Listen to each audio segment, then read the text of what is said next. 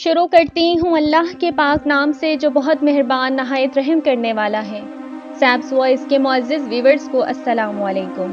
دنیا کا پہلا سمندری جہاز ایک نبی نے بنایا، جن کے پاس نہ کوئی نقشہ تھا اور نہ ہی کوئی صورت اور نہ ہی کوئی کشتی بنانے کا اندازہ، مگر اللہ کے حکم سے اللہ کے نبی نے اسے تعمیر کیا، اور پھر اس سمندری جہاز نے کئی انسانوں اور کئی جانوروں کو دنیا کے سب سے بڑے پانی کے عذاب سے بچایا۔ آج کی اس ویڈیو میں آپ کو حضرت نوح علیہ السلام کی کشتی کے متعلق بتاؤں گی۔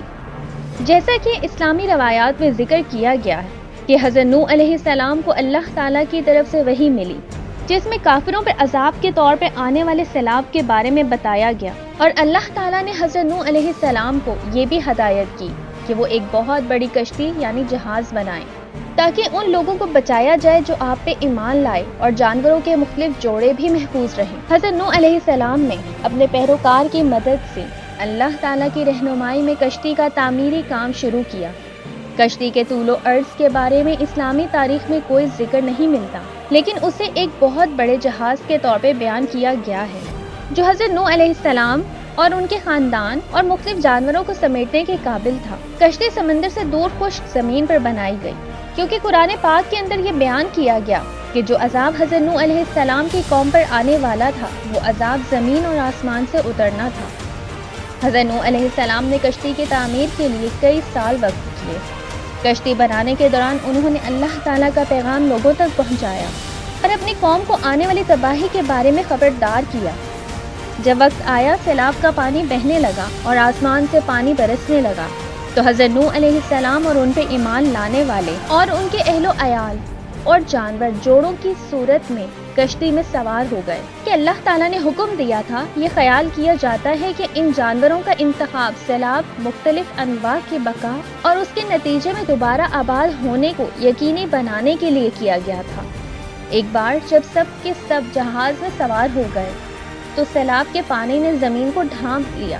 اس سیلاب نے تمام کافروں کو تباہ کر دیا۔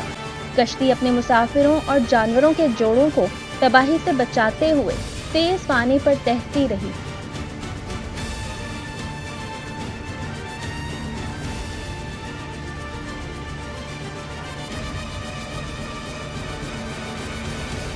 پر 80 سے 82 لوگوں اور حضرت نوح علیہ السلام کو سنبھالتی رہی۔ سیلاب کے دوران حضرت نوح علیہ السلام اور کشتی پہ سوار لوگ اللہ تعالیٰ کی حفاظت پہ بھروسہ کرتے رہے۔ انہوں نے کافی عرصے تک اس آزمائش کو برداشت کیا۔